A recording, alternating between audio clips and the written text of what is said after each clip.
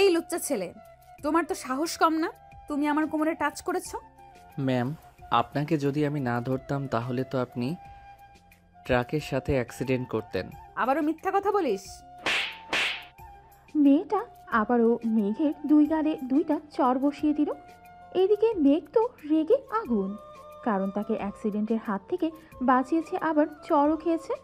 এটা দেখে মেঘ এবার বলতে লাগলো, দেখুন ম্যাম, আর একবার যদি আপনি আমার শরীরে টাচ করেন তাহলে কিন্তু অনেক খারাপ হয়ে যাবে, এই বলে দিলাম। কি খারাপ হবে? এখন যদি আমি চিৎকার করি তাহলে আশেপাশের সব লোক দৌড়ে আসবে তোকে মারার জন্য। আজকে কলেজে ইম্পর্ট্যান্ট ক্লাস আছে, এমনিতেই বাড়ি থেকে লেট করে বের হয়েছি, আবার তোর সাথে এই ঘটনা। আর কোনোদিন যদি দেখি কোনো মেয়ের সাথে এমন বাজে ব্যবহার করতে, তাহলে তোকে আমি পুলিশে দেব। মেয়েটার কথা শুনে মেঘের মাথা আরো গরম হয়ে গেল।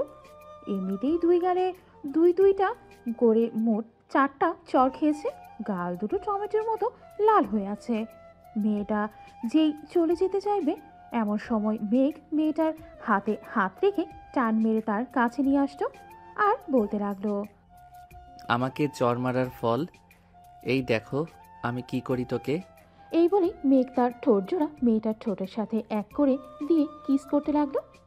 উম্মা উম্মা উম্মা, আমাকে চর মারার ফল এটা। এখন যাই আমি। মেঘ তার বাইকটা নিয়ে চলে গেল ওইখান থেকে। এইদিকে মেয়েটা তো রেগে আগুন হয়ে গেছে। ঘড়ির দিকে তাকাতেই দেখতে পেল 10টা 15 বেজে গেছে। এটা দেখে মেয়েটা মনে মনে বলতে লাগলো, আল্লাহ, তুমি সব সময় আমার কপালেই এমন লিখো কেন? এমনিতেই আজকে ঘুম থেকে উঠতে দেরি হয়ে গেছে, আবার এই ছেলেটা আমার সঙ্গে এইসব। ছি ছি ছি, ভাবতেই অবাক লাগতেছে। আজকে মনে হয় না আর ক্লাস টেস্টটা দিতে পারবো। এই বলে মেয়েটা দৌড় দিল ভার্সিটির উদ্দেশ্যে। 5 মিনিটের মধ্যে মেয়েটা চলে গেল ভার্সিটিতে। ক্লাসরুমের সামনে দাঁড়িয়ে হাঁপাচ্ছে আর বলতেছে, স্যার, আসতে পারি? আরে মায়া, তুমি আজকে এত দেরি করলে কেন? তাড়াতাড়ি ভিতরে আসো, পরীক্ষা শেষ হতে আরও 15 মিনিট বাকি আছে। স্যার, ঘুম থেকে উঠতে দেরি হয়ে গেছে। আচ্ছা, এই নাও প্রশ্ন, আর খাতা লেখা শুরু করো। মায়া স্যারের কাছ থেকে প্রশ্ন আর খাতা নিয়ে লেখা শুরু করলো। চলুন এখন পরিচয়টা সেরে ফেলা যাক। এখন যে পরীক্ষা দিচ্ছে এই হচ্ছে আমাদের গল্পের নায়িকা। নাম হচ্ছে সুমাইয়া তাসনিম মায়া। সবাই তাকে মায়া নামেই চিনে। এই কলেজের গুড গার্ল সে। মায়া এবার অনার্স 2য় বর্ষের ছাত্রী। এখন গল্পে ফেরা যাক, আস্তে আস্তে সব জানতে পারবেন। এখন চলেন আমাদের নায়কের কাছ থেকে ঘুরে আসি। এদিকে মায়া পরীক্ষা দিতে থাকুক। কি রে মেঘ, তোর গাল দুটো এরকম টমেটোর মতো লাল হয়ে আছে কেন? কেউ কি তোকে আদর করেছে নাকি? শালা, আর বলিস না, আমার ভাগ্যটাই খারাপ। ওই দিন পাশের বাসার আন্টির পাখি উড়ে গেছে, ওইটা ধরে দিয়ে এসেছি। ওইখানেও আন্টি আমাকে চোর বলে ডেকেছে। আজকে কলেজে আসার সময় একটা মেয়ে হাঁটতে হাঁটতে মাঝ রাস্তায় চলে গেছে, তাকে বাঁচিয়েছি। সেই মেয়ে বলে কিনা আমি লুচ্চা, আমি তার কোমরে ইচ্ছা করে হাত দিয়েছি। সে আমাকে 2 গালে 4টা চড় দিয়েছে, আমি তার ঠোঁটের স্পর্শ দিয়েছি। ব্যাস, খেল খতম, পয়সা হজম। তুই আগ বাড়িয়ে উপকার করতে যাস কেন? তোকে বারবার মানা করা সত্ত্বেও তুই উপকার করতে যাস। আচ্ছা বাদ দে এসব কথা, এখন মেয়েটা দেখতে কেমন সেটা একটু বল। সালা, তুই আর ভালো হলি না। আমি রাইসাকে এখনই বলতেছি, তুই যে অন্য মেয়ের দিকে তাকাস ড্যাব ড্যাব করে। জানিস ওই তো রাইসা আমার কথা কতটুকু বিশ্বাস করে। হয়েছে দোস্ত, আর বলতে হবে না। এখন চল ক্যান্টিনে গিয়ে তোর গালে কিছুক্ষণ বরফ ডলতে থাকি, তাহলে তোর গাল আরও ফুলে যাবে। হুম, চল যাই। মেঘ আর রাফি চলে গেল ক্যান্টিনে। চলুন এবার আমাদের নায়কের পরিচয় পর্বটা সেরেই ফেলি। আমাদের নায়কের নাম হচ্ছে মেঘ। এবার অনার্স 3য় বর্ষে পড়ে। তার বাবা বিখ্যাত বিজনেসম্যান। তারা 2 ভাই বোন। মেঘের পরিচয়টা তো এতটুকু থাক, আবার পরে জানতে পারবেন সব কিছু। মেঘ আর রাফি ক্যান্টিনে বসেই 2 গালে বরফ টলতেছে। এদিকে মায়া তার পরীক্ষা শেষ করে তার সব ফ্রেন্ডদের নিয়ে চলে আসলো ক্যান্টিনে। চেয়ারে বসতেই মায়ের বান্ধবী মারিয়া বলতে লাগলো, আচ্ছা মায়া, তুই কি কোনো দিনও শুধরাবি না? আমি প্রতিদিন তোকে ফোন দিয়ে ঘুম থেকে উঠিয়ে কলেজে আনি, আজকেও কতগুলো ফোন দিয়েছি, ঘুম থেকে তো উঠেছিস, তাহলে দেরি হলো কেন কলেজে আসতে? এই দিকে তো পরীক্ষায় ডাব্বা মেরে কান্না করবি।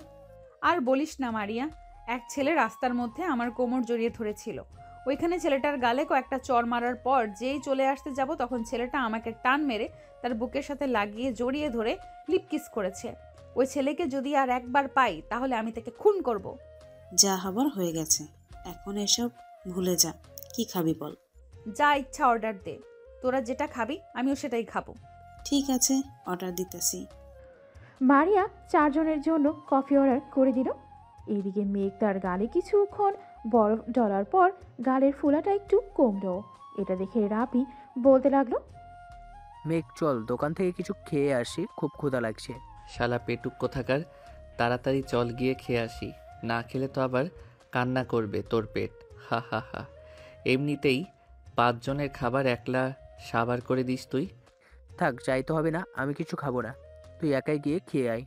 আরে চল, আমি তো মজা করছিলাম তোর সাথে, তুই সিরিয়াসলি নিস কেন সব কিছু? তুই যা, আমি খাবো না কিছু। আচ্ছা তুই বস এইখানে, আমি গিয়ে আবার নিয়ে আসতেছি দুজনের জন্য। আর তুই এক কাজ কর, ইমন আর ইমতিয়াজকে ফোন দিয়ে বলে দে চলে আসার জন্য এইখানে। ঠিক আছে, তুই যা। মেঘ চলে আসলো দোকানের সাথে। মেঘকে দেখে দোকানের ছোট ছেলেটা বলতে লাগলো, কি মেঘ ভাইয়া, তোমার গালগুলা এত ফুলা ফুলা কেন? কোনো মেয়ে চুমা দিছে নাকি? রবিন, তুই পিচ্চি মানুষ, তুই এইসব বুঝবি না। একটা সিগারেট আর কফি দিয়ে আয় আমাদের টেবিলে। সিগারেটের কথা শুনে মায়া পিছনে তাকাতেই দেখে মেঘ দাঁড়িয়ে আছে। মেঘকে দেখে মায়া তো রেগে আবার আগুন হয়ে যায়। মায়ার এমন রাগান্বিত মুখ দেখে রাইসা বলতে লাগলো, আরে বান্ধবী, আবার কি হলো? এভাবে রেগে যাচ্ছিস কেন তুই? অবশেষে কিনা আমি এই সিগারেট খোরের চুম্মা খেলাম। ওয়াক, থু থু। আজকে তো আমি এটাকে পুলিশে দেব। তোরা বস এইখানে। এই বলে মায়া চেয়ার থেকে উঠে মেঘের সামনে দাঁড়াতেই মেঘ তার মুখের ভেতরে থাকা সমস্ত সিগারেটের ধোঁয়া মায়ার মুখের ওপর ছেড়ে দিল। এইদিকে মায়া কাশতে শুরু করলো। কিছুক্ষণ পর মায়া কিছুটা স্বাভাবিক হয়ে মেঘের শার্টের কলার চেপে ধরে বলতে লাগলো, কলেজে সিগারেট খাওয়া অ্যালাউ না, তুই জানিস না? আজকে তোকে প্রিন্সিপাল স্যারের কাছে নিয়ে যাব। চল আমার সাথে। এই মেয়ে, তোমার তো সাহস কম না। একে তো আমার শার্টের কলার চেপে ধরেছ, আবার বলতেছো প্রিন্সিপালের কাছে নিয়ে যাবে। রাস্তায় কিন্তু বেশি কিছু করি নাই, তোমার ভাগ্য ভালো। এখন যদি বেশি করো তাহলে কিন্তু। তাহলে কি? তাহলে কি আমাকে ভয় দেখানো হচ্ছে? আমি তোমার এইসব ফাও কথায় ভয় পাই না। বলে দিলাম। মায়া, কলারটা ছেড়ে দে বলতেছি। তুই মেঘ ভাইয়াকে চিনিস না, উনি যা বলে তাই করে। এখন আল্লাহ ভালো জানে তোর কি অবস্থা হয়। রাইসা, তুইও আমাকে চিনিস না, আমি রেগে গেলে কি করতে পারি। এই তোকে বলেছি না আমার সাথে আসতে। মেঘ মায়ার হাত ছাড়িয়ে নিল তার কলার থেকে। আস্তে আস্তে মায়ার দিকে এগিয়ে যাচ্ছে। এদিকে মায়াও পিছিয়ে যাচ্ছে আর বলতেছে, দেখো, আমি কিন্তু তোমাকে ভয় পাই না বলে দিলাম। ভয় পাও না?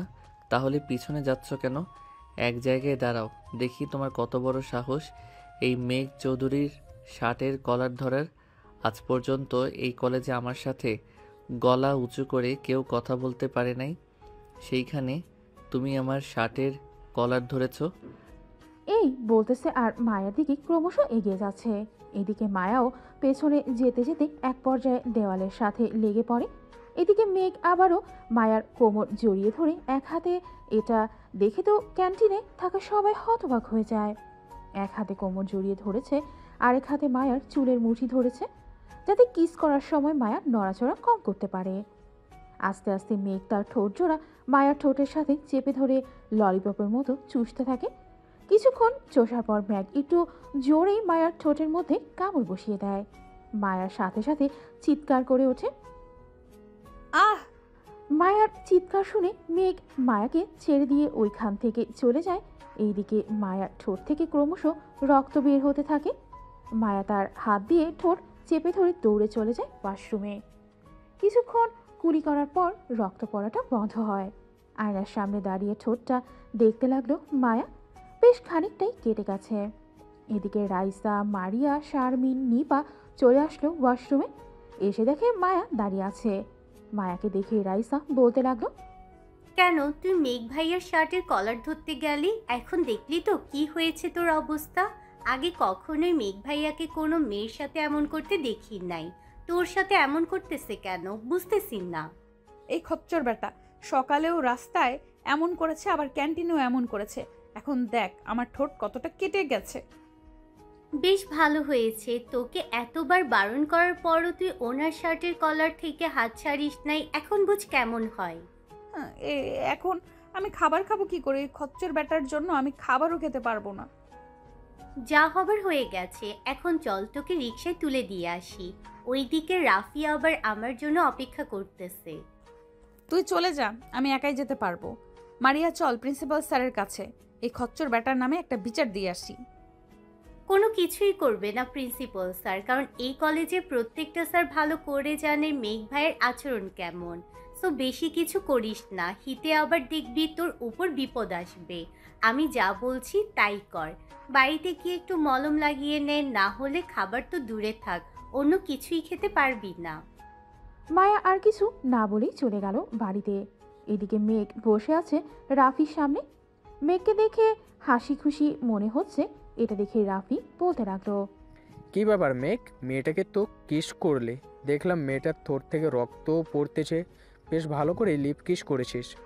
আর বলিস না, এমনিতেই আমার শার্টের কলারে কোনো ছেলে ধরলে আমার রাগ 390% হয়ে যায়। আবার এটা তো মেয়ে, সকালের রাগটা এমনিতেই যায় নাই এই মেয়ের উপর থেকে। আবার সিগারেট খাচ্ছিলাম দেখে মেয়েটা এসে আমাকে বলতেছে চল প্রিন্সিপাল স্যারের কাছে যাব। এখন দেখ কেমন লাগে। প্রিন্সিপাল তো দূরে থাক, এই কলেজের কোনো স্যার আমার কিছুই করবে না। ওই মেয়েটা হয়তো জানে না। দুইবার লিপ কিস করেছিস, আবার এখন ক্যান্টিনে করছিস, এটা তো অনেকেই দেখছে। এখন যদি কারো কানে যায় তাহলে বুঝতে পারছিস কি হতে পারে। তবে মামা, মেয়েটা কিন্তু বেশ সুন্দরী, তোর সাথে ভালোই মানিয়েছে। দূর শালা, এসব মেয়ে আমার জন্য কিছুই না। এর চেয়ে কত সুন্দর সুন্দর মেয়ে আমার পিছনে লেগে আছে আমাকে বিয়ে করার জন্য। আর তুই বলতেছিস এই মেয়ের কথা? কথার দাম নেই তাই তো কিছু বলি না। এখন খাবারটার দাম ঠিক দিয়ে দে, আমি রায়সাকে নিয়ে রুম ডেট করতে যাব। ঠাস ঠাস ঠাস শালা, এরপর একবার রুম ডেটের কথাটা যদি আমার সামনে বলিস তাহলে তোর খবর আছে। বাড়িতে বললে কি হয়? আমার বাড়িতে বলেছি, আব্বু আম্মু রায়সার বাড়িতে গিয়েছিল, কিন্তু রায়সার আম্মু আব্বু মানা করে দিয়েছে। আমি রায়সাকে ছাড়া কোনো ভাবতেই থাকতে পারবো না। দোষ, প্লিজ তুই কিছু একটা কর। তাই বলে রুম ডেট করবি? রাইসা কোথায়? রাইসাকে ফোন দিয়ে বল আসার জন্য। আমি রাইসার সাথে কথা বলতেছি, দেখি রাইসা কি বলে। ভাইয়া আমি চলে এসেছি, বলেন কি বলবেন। রাফি তোমার সাথে রুম ডেট করতে চাই, এখন তুমি কি চাও? ভাইয়া বাসা থেকে মেনে নিতেছেন না। রাফি আমাকে রুম ডেটের কথা বলে নাই, আমি রাফিকে রুম ডেটের কথা বলেছি। আমার পেটে বেবি হলে নিশ্চয়ই বাসা থেকে মেনে নিবে, আমি জানি। রাফি তো একটা ভালো ছেলে, তাহলে তোমার আব্বু আম্মু মেনে নিল না কেন? এটা জানো না নাকি? আমি কিছুই জানি না ভাইয়া, আমি রাফিকে ছাড়া বাঁচবো না, আপনি কিছু একটা করেন। এটা জানো নাকি? ঠিক আছে, আমি দেখছি কি করা যায়। আজকে সন্ধ্যায় আমি তোমাদের বাড়িতে যাব, তোমার আম্মু আব্বুর সাথে কথা বলবো, দেখি ওনারা কি বলে। ঠিক আছে। আর ভাইয়া সরি, মায়া আপনার শার্টের কলার ধরার জন্য। মায়া হয়তো একটু বেশি রাগী, কিন্তু ওর মনটা অনেক ভালো। কেমন ভালো তা তো দেখলাম, রাস্তায় ওনাকে অ্যাক্সিডেন্টের হাত থেকে বাঁচিয়েছি, আর উনি আমাকে দুই গালে চড় তো মেরেছে, আবার আমাকে বলেছে লুচ্চা। আপনার গাল কিন্তু এখনো টমেটোর মতো লাল হয়ে আছে। রাফি তোর গার্লফ্রেন্ডকে নিয়ে আমার সামনে থেকে যা তো, কখন জানি তোদের দুইজনের উপর ঝাঁপিয়ে পড়ি আমি। একটা কথা ভাইয়া, মায়ার সাথে কিন্তু আপনাকে মানিয়েছে বেশ, আর কিসটা কিন্তু দারুণ ছিল। এই বলে রাইসা হাসতে হাসতে রাফিকে নিয়ে চলে গেল ওইখান থেকে। এইদিকে মেঘ তার বাইকটা নিয়ে চলে আসলো বাসায়। কলিং বেল দিতেই তার বোন এসে দরজা খুলে দিল। মেঘকে একবার ভালোভাবে পর্যবেক্ষণ করে বলতে লাগলো, ভাইয়া আজকে তোমাকে দেখে মনে হচ্ছে অনেক খুশি খুশি। আর এখন কয়টা বাজে? মাত্র 12টা। তুমি তো প্রতিদিন 3টার পর আসো, আজকে আগে আসার কারণ কি? আমি কি আমার বাড়িতে আসতে পারি না নাকি? কলেজে ভালো লাগছিল না তাই চলে এসেছি। আর তুই এত প্রশ্ন করতেছিস কেন? তুই পিচ্চি মানুষ, পিচ্চির মতো থাকবি। তা তো থাকবই আমি। এখন কথা হচ্ছে তোমার গাল দুটো এত বড় বড় হয়ে আছে কেন? আর 2 গালে 5 আঙ্গুল করে দাগ বসা। কেউ কি তোমাকে আদর করেছে নাকি? মার্জিয়া, এখন কিন্তু তোকে মারবো অনেক। তুই অনেক পাকা পাকা কথা বলতে শিখে গেছিস। ওরে আমার উত্তম পুরুষ, তুমি আমার কাছে যাই লুকাও না কেন, এই পিচ্চির চোখ ফাঁকি দিতে পারবে না কখনোই। আগে বলো, আমার ভাবি দেখতে কেমন? তোর আবার ভাবি আসলো কোথায় থেকে? যার ঠোঁটে লিপ কিস করেছো সেই তো আমার ভাবি, তাই না? এখন ফটাফট বলে ফেলো, আর না বললে তো নতুন সিরিয়াল আছেই। আব্বু, আব্বু, তুমি কোথায়? দেখে যাও ভাইয়া কি করেছে। এই মার্জিয়া, চুপ চুপ, ওই বলতেছি। এই তো লাইনে এসেছো, এখন বলে ফেলো ফটাফট। ওইটা তোর ভাবি না, জাস্ট মিস্টেক। তবে তোর ভাবি হলে মন্দ হয় না। মেয়েটা দেখতে অনেক সুন্দর, তোর মতোই কিউট আছে অনেক। তা চলবে। তাহলে চলবে। এখন যাও, ফ্রেশ হয়ে আসো। বাসায় কেউ নেই, আব্বু আম্মু অফিসে গেছে। আচ্ছা, তুই একটু বস, আমি ফ্রেশ হয়ে আসতেছি এখন। এই বলে মেঘ চলে গেল ফ্রেশ হতে। মার্জিয়া হচ্ছে মেঘের ছোট বোন, বয়স তার 13। মার্জিয়া বসে বসে গেম খেলতেছে ফোনে। বেশ কিছুক্ষণ পর মেঘ আসলো নিচে। দুইজন মিলে দুপুরের খাবার খেয়ে নিল। খাওয়া দাওয়া শেষ করে বসে টিভি দেখতেছে। এমন সময় মেঘের ফোনটা বেজে উঠল। তাকিয়ে দেখে রাফি ফোন দিয়েছে। কলটা রিসিভ করতে ওই পাশ থেকে রাফি বলতে লাগলো, মেঘ কোথায় যাচ্ছিস? একটু নদীর পাড়ে আয় তো, সবাই এসেছে এখানে। আচ্ছা, আমি আসতেছি, 10 মিনিট অপেক্ষা কর। এই বলে মেঘ ফোনটা কেটে দিয়ে মার্জিয়াকে বলে চলে গেল বাহিরে। বাইকটা নিয়ে সোজা চলে আসলো নদীর পাড়ে। এসে দেখে সবাই বসে আছে। সবাইকে দেখে মেঘ বলতে লাগলো, কি ব্যাপার, সবাই এইখানে বসে আছো যে? কলেজে কোনো সমস্যা হয়েছে নাকি? না ভাই, তেমন কোনো সমস্যা হয়নি। তবে আমাদের কলেজের সবাই বলতেছে যে একটু ঘুরতে যাবে। এখন আমরা তো আর আপনাকে না বলে কিছু ব্যবস্থা করতে পারি না, তাই আপনার রাফি ভাইকে ফোন দিয়ে বলেছিলাম, উনি আমাদের এইখানে ডেকেছে। এখন ট্যুরে যাবে তোমরা সবাই? জি ভাই। আচ্ছা, তোমরা কতজন আছো এখানে, বা কতজন যেতে চাও আমাকে একটু জানিয়ে দিও। আমি সেই হিসাবে একটা বাস না হয় ভাড়া করে দিব। ভাই, আমাদের পুরো কলেজ যাবে। আমরা প্রিন্সিপাল স্যারকে বলেছি, উনি বলেছে আপনার সাথে কথা বলার জন্য। আজকে রাতে যদি সিদ্ধান্ত দেন তাহলে আমাদের কলেজের একটা গ্রুপ আছে, ওইখানে একটা পোস্ট করব। যারা যারা যাবে তারা সবাই ইনবক্স করবে। আমরা তাদের নাম নিয়ে একটা লিস্ট তৈরি করে ফেলবো।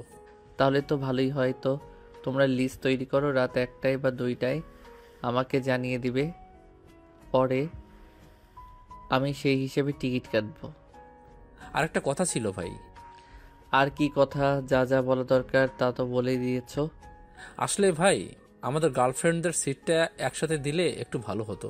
এখন আপনি যা বলেন তাই হবে। ও আচ্ছা, এই ব্যাপার তোমাদের। তাহলে তো যাওয়া যাবে না। আমার তো গার্লফ্রেন্ড নেই, আমি একা কার সাথে যাব? ভাই প্লিজ এমন করবেন না। আমরা না হয় ওই মায়াকে আপনার সাথে দিয়ে দিব। আজকে যেই মেয়েকে আপনি ক্যান্টিনে লিপকিস করছেন তাকে। ভাই তোমরা যাও, আমি যাব না, আমি ব্যবস্থা করে দিতেছি। আরে এমন করিস কেন? সবাই যখন বলতে তাহলে চল না, অনেক দিন তো হলো কোথাও ঘুরতে যাই না, আজকে নয় ঘুরে আসি চল। ঠিক আছে, তবে আমি ওই মেয়ের সাথে বসবো না, অন্য কোথাও বসবো। ঠিক আছে, যেখানে ইচ্ছা ওইখানে বসে পড়িস, আমরা আমাদের জায়গা পাইলেই চলে। এখন তোমরা গ্রুপ পোস্ট করে দাও, রাতে জানিয়ে দিব আমাদের, তাহলেই হলো। ঠিক আছে ভাই, এখন তাহলে আমরা যাই, গিয়ে লিস্ট তৈরি করি। আর ভাড়া কত করে নিব সবার কাছ থেকে? কোথায় যাবে এটাই তো সিলেক্ট করো নাই, তাহলে ভাড়া আমরা সিলেক্ট করব কিভাবে? মেঘ, তুই একটা জায়গার নাম বল যেখান থেকে ঘুরে আসি। আমাদের ট্যুরটা হবে 3 দিনের। রাতের দিকে সবাই বাসে উঠবো, সকালে পৌঁছে যাব সিলেট। সারাদিন ঘোরাঘুরি করে রাতে বাসে খাওয়া দাওয়া করে আবার রওনা দিব রাজবাড়ির উদ্দেশ্যে। ওইখানে থাকবো একদিন। পরের দিন সকালে আমরা রওনা দিব নীলক্ষা ইউনিয়নের দিকে। শুনেছি ওই জায়গাটা অনেক সুন্দর। সো তোমরা কি বলো? ঠিক আছে ভাই, এটাই ফাইনাল। তাহলে আমরা বাস ভাড়া 2000 করে ধরি। আচ্ছা এটাই ধরো, রাতে আমি গাড়ির ড্রাইভারদের সাথে কথা বলে দাম ফুরিয়ে নিব, পরে না হয় ভাড়া কমলে কমানো যাবে। সবাই চলে গেল। এইদিকে মেঘ, রাফি এবং আরও কয়েকজন বন্ধুর সাথে আড্ডা দিয়ে চলে আসলো বাসায়। রাতে খাওয়া দাওয়া করে ফোন দিল ড্রাইভারকে। 5টা বাস ভাড়া করে নিল 5 লক্ষ টাকা দিয়ে। আরও 50,000 টাকা রাখলো শুধু রাতের খাবারের জন্য। রাত 2টা এমন সময় ফোন দিল সাইফুল। কলটা রিসিভ করতে মেঘ বলতে লাগলো, হ্যালো সাইফুল, সবার লিস্ট তৈরি করেছো তো? জি ভাই, সবার তৈরি করেছি। আপনি আবার ফোন দিয়ে বলেছিলেন 1500 করে নেওয়ার জন্য। এখন মোট 725 জন যাবে। মোট টাকা উঠেছে 10,87,500 টাকা। তাহলে তো আমাকে আরও 3টা বাস বলতে হবে। আচ্ছা আমি বলতেছি এখনই। তুমি গ্রুপে আরেকটা পোস্ট করে বলে দাও যে কালকে সন্ধ্যা 7টার মধ্যে সবাই কলেজে থাকতে। আমি গিয়ে সবার লিস্ট বলে দিব, তোমরা সবাই উঠে যাবে। ঠিক আছে ভাই। সাইফুল ফোনটা কেটে দিল। এদিকে মেঘ আর রাতে না জেগে ঘুমিয়ে গেল। সকাল 10টায় ঘুম ভাঙল মার্জিয়ার ডাকে। মেঘ উঠে ফ্রেশ হয়ে চলে গেল কলেজে। শিমুল গাছের নিচে দাঁড়িয়ে আছে মেঘ। এমন সময় দেখতে পেল মায়াকে গেট দিয়ে কলেজের ভেতর প্রবেশ করতেছে। এটা দেখে মেঘ রাইসাকে উদ্দেশ্য করে বলল, রাইসা তোমার বান্ধবী, ও কি যাবে আমাদের সাথে? জি ভাইয়া, আমি তো ভাবতেছি মায়াকে আপনার সাথে বসিয়ে দিব।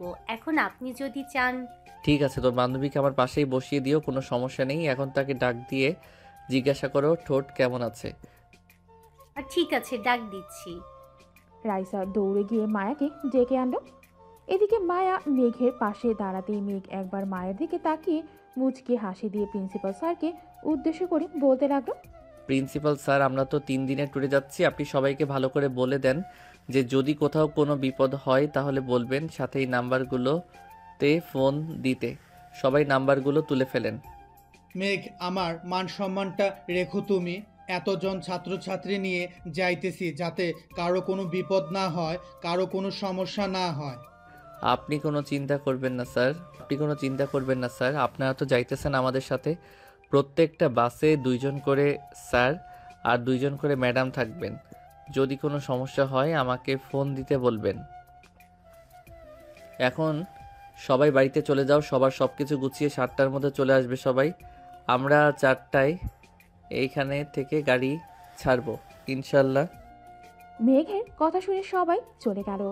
সন্ধ্যা 6টা। মেঘ বসে আছে কলেজে। প্রত্যেক বাসে সিট নাম্বার আছে। ওই নাম্বারগুলো দিয়ে দিতেছে আর সবাইকে উঠাচ্ছে বাসে। সবাইকে উঠানো শেষ হতেই মেঘও বাসে উঠে পড়ল। সকলকে পানির বোতল আর বিরিয়ানির প্যাকেট দিয়ে দিল। এদিকে মেঘ মায়ার পাশের সিটে বসতেই মায়া দাঁড়িয়ে গেল আর বলতে লাগলো, অন্য কোথাও জায়গা নেই, সো চুপচাপ বসে খাবার খান। আর কালকের জন্য সরি, আমি ইচ্ছে করে আপনাকে ওইভাবে কিস করতে চাই নাই। হয়েছে, আর কিচ্ছু বলতে হবে না। আমার ঠোঁট তো কেটেই ফেলেছেন, এখন আমি খাবারও খেতে পারছি না। বিরিয়ানিটা কোনো রকমে খেয়ে নেন। আর এই বেগে আপনার জন্য কিছু চিপস আর আপনার কিছু পছন্দের জিনিস আছে। তার মানে আপনি ইচ্ছে করে আমাকে আপনার পাশে বসিয়েছেন? আপনাকে ইচ্ছে করে বসিয়েছি। সমস্যা হলে বলেন, আমি দাঁড়িয়ে যাব। আমার সমস্যা আছে, আপনি দাঁড়িয়ে দাঁড়িয়ে যান। মেঘ আর কোনো কথা না বলেই সিট থেকে উঠে দাঁড়িয়ে গেল। উপরে হ্যাঙ্গারে হাত দিয়ে দাঁড়িয়ে আছে আর এইদিকে বাস চলতেছে তার আপন মনে। কয়েক ঘন্টা চলে গেল, কিন্তু মায়া এখনও বলে নাই যে মেঘকে তার সিটে বসতে। রাত প্রায় 2টা। মেঘ এখনও দাঁড়িয়ে আছে আর সবাই ঘুমাচ্ছে। মায়াও ঘুমাচ্ছে। জানালাটা হালকা খোলা থাকার কারণে বাতাসটা মায়ার মুখের উপর এসে পড়তেছে। মায়ার চুলগুলো এলোমেলো হয়ে তার মুখের উপরে এসে পড়েছে। এটা দেখে মেঘ আস্তে আস্তে মায়ার মুখের চুলগুলো সরিয়ে দিতেই মায়া পড়ে উঠল। আর কষ্ট করতে হবে না, বসে থাকেন সিটে। মায়ার মুখের কথা শুনে মুখ থতমত খেয়ে গেল আর বলতে লাগলো, আপনি এখনো ঘুমান নাই? আমি জানি তো আপনি এমন করবেন, তাই আর ঘুমাই নাই। বসে পড়েন, আর কষ্ট করতে হবে না, অনেক কষ্ট করেছেন। মেঘ বসে পড়ল মায়ার পাশের সিটে। বেশ কিছুক্ষণ পর মায়াও ঘুমিয়ে গেল। এদিকে মেঘ এক দৃষ্টিতে তাকিয়ে আছে মায়ার দিকে। বাতাসে মায়ার চুলগুলো উঠতেছে। জ্যোৎস্না মাখা চাঁদের আলো মায়ার মুখের ওপরে পড়তেই আরও বেশি সুন্দর লাগছে মায়াকে। মেঘ আস্তে আস্তে মায়ার ঠোঁটের দিকে ক্রমশ এগিয়ে যাচ্ছে। এমন সময় ড্রাইভার গাড়িটা জোরে ব্রেক করতেই মেঘের ঠোঁট জোড়া মায়ার ঠোঁটের সাথে লেগে গেল। এদিকে মেঘ ভাবতেও পারে নাই যে এমন ঘটনা ঘটবে। মেঘের ঠোঁট জোড়া মায়ার ঠোঁটের সাথে লাগতেই মায়ার ঘুমটা ভেঙে গেল। আর মেঘের দিকে রাগী চোখ নিয়ে তাকিয়ে বলল, আপনি সত্যি একটা লুচ্চা ছেলে। আপনার সাথে বসাই আমার অপরাধ হয়েছে। কালকে আর আপনার পাশে বসবো না। সরি, আসলে একদম চুপ, আর কোনো কথা শুনতে চাই না। মায়া মেঘের গালে চড় মারতেই মেঘ উঠে দাঁড়িয়ে গেল আবার আগের মতো। ফজরের আজানের সাথে সাথেই সবগুলো গাড়ি এক সিরিয়ালে সিলেটে ঢুকলো। সকাল 7টা। সবাই ফ্রেশ হয়ে হোটেল থেকে খাওয়া দাওয়া করে যে যার মতো ঘুরতে থাকলো। এদিকে মেঘ বসে আছে, কারণ সে এই জায়গায় আরও কয়েকবার এসেছে, আর তাই বাইরে যায় নাই, বাসের মধ্যেই ঘুমাচ্ছে। এদিকে মায়া, মারিয়া, শারমিন তিনজন একসাথে ঘোরাঘুরি করতেছে। ঘোরাঘুরি করতে করতে মারিয়া মায়াকে উদ্দেশ্য করে বলতে লাগলো, কিরে মায়া, তোকে দেখে মনে হচ্ছে তুই কারোর ওপর অনেক রেগে আছিস, মুখ লাল হয়ে আছে। আর বলিস না, একটা লাফাঙ্গা লুচ্চা ছেলেকে আমার পাশে বসিয়েছে। সে রাতে আবারও আমার ঠোঁটে চুমু খেয়েছে। হয়তো মেঘ ভাইয়া তোকে পছন্দ করে, তাই এমন করে। সে পছন্দ করলেও আমি কখনোই তাকে পছন্দ করব না। সে 1 নম্বরের লুচ্চা। কেন যে মেঘ ভাই আমাকে পছন্দ করলো না? আমাকে পছন্দ করলে যা চাইতো আমি তাই দিতাম ওনাকে। তাহলে তুই বসে পড়িস আমার সিটে, রাতে ভালো করে আদর করে দিস তোর এই লুচ্চা ক্রাশকে। কিন্তু শিট, চেঞ্জ করা যাবে না। যেখানে বসেছে ওইখানেই বসে থাকতে হবে। চেঞ্জ করা গেলে তো আমি কবেই চলে যেতাম তার কাছে। হয়েছে, এই টপিক বাদ দিয়ে এখন চল কিছু ছবি তুলে নেই। সবাই ছবি তুলতে লাগলো। দুপুর 2টা বাজতেই নদী থেকে গোসল করে মেঘ সবার জন্য রান্না বসিয়ে দিল। এদিকে সকল ম্যাডামরা মেঘকে হেল্প করতেছে। 6টার মধ্যেই রান্না শেষ হতেই সবাই বাসে বসে পড়ল। মেঘ সবার জন্য হিসেব করে সবগুলো বাসে খাবার দিয়ে আসতো। দোকান থেকে একটা সিগারেট নিয়ে খেতে খেতে চলে আসতো বাসের সামনে। প্রিন্সিপাল স্যারকে বলে মেঘ চলে গেল 4 নাম্বার বাসে, কারণ আজকে আর মায়ার সাথে বসবে না। মেঘকে না দেখতে পেয়ে রাইসা বলতে লাগলো, কি রে মায়া, মেঘ ভাইয়া আসলো না যে? তুই কি ওনাকে কিছু বলেছিস কি? আমি কি বলতে যাব? আমি কিছুই বলি নাই। আর উনি কোথায় আমিও জানি না। প্রিন্সিপাল স্যার, মেঘ ভাইয়া তো এখনো আসেন নাই, বাস তো ছেড়ে দিচ্ছে। মেঘ 4 নাম্বার বাসে আছে। মায়া তোমার পাশে বসবে আয়শা। ঠিক আছে স্যার। রাতে সবাই খাওয়া দাওয়া শেষে বসে আছে। এদিকে মেঘ তার সিটে বসে গেম খেলতেছে। রাত প্রায় 12টা। মায়া কি যেন একটা জিনিস মিস করতে লাগলো, কিন্তু সে বুঝতে পারছে না। এদিকে মেঘ জানালার কাছে বসে বাতাস খেতে খেতে ঘুমিয়ে গেল। রাজবাড়ি আসতেই মেঘ সবাইকে সকালের নাস্তা করিয়ে দিয়ে পুরো রাজবাড়িটা ঘুরিয়ে দেখালো। আজকে একবারও মেঘ মায়ার দিকে তাকায়নি। এদিকে মায়া বারবার মেঘের দিকে তাকাচ্ছে। সে কি করতেছে সব কিছু দেখতেছে। সন্ধ্যা হয়ে আসতেই মেঘ আবারও সবাইকে নিয়ে বাসে উঠে পড়ল। এমন সময় মায়া রাইসাকে উদ্দেশ্য করে বলল, রাইসা, তুই একটু স্যারকে বলে মেঘকে এখানে আনার ব্যবস্থা কর না।